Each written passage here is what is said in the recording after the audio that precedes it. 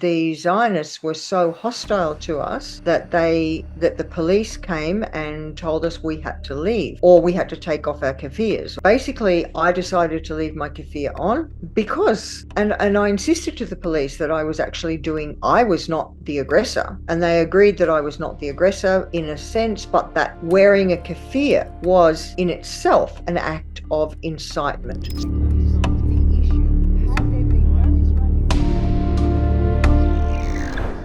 I am speaking on behalf of my group, which is called Jews Against the Occupation 48. So we are a Palestinian liberation group. I'm also a member of a group called Global Jews for Palestine. So we take a very strong stance against Israel as a Zionist entity. And we work all the time to uncouple the conflation of Jewish identity with support for a colonial genocidal state, a Jewish exceptionalist state. So nevertheless, we are Jewish people. Whether we are anti-Zionists or whatever our other politics, we are Jewish people. We went to Bondi, to the beach, to go to attend the vigil because, you know, we're mourning the massacre of our people. And we went there and we knew in advance that it had been co-opted by the Zionist community in Bondi. We thought, well, you know, this is a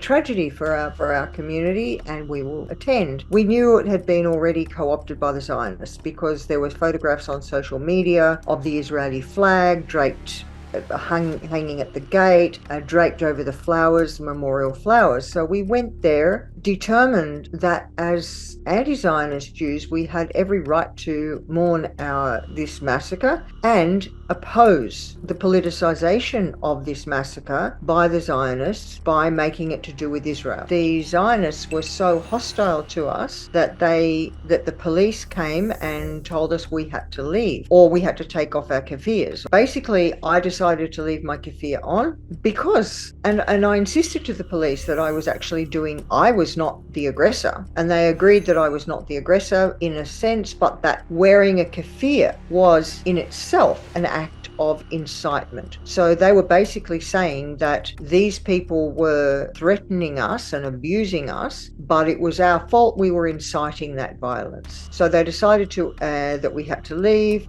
After being threatened with arrest, we didn't see there was any further point, so we agreed to leave. At this point, the Zionists gathered around even more vocally, shouting at us, get them out, saying some horrible things about us. And so we were walking away. The police formed a cordon. They separated me from my friend. At this point, the press had gathered and wanted to speak to me, and the police were preventing me from doing that. They were pushing me, shoving me, grabbing me by my arm really, really quite brutally and pushing me along. I was determined to speak to the press and to say that we are Jewish people. We have every right to mourn this horrendous act against anybody, really, against anybody. I just wanted to get that message out there that this was not about us politicizing this tragedy. This was about us resisting the hijacking of a Jewish tragedy by the Zionist entity yet again. Because obviously Netanyahu had already hijacked it for Israel. We were determined to say no, actually. We cannot allow this politicization of a massacre of Jewish people. The Israeli flag represents genocide. It had no place in that vigil. And our Governor General and our Prime Minister and everybody had been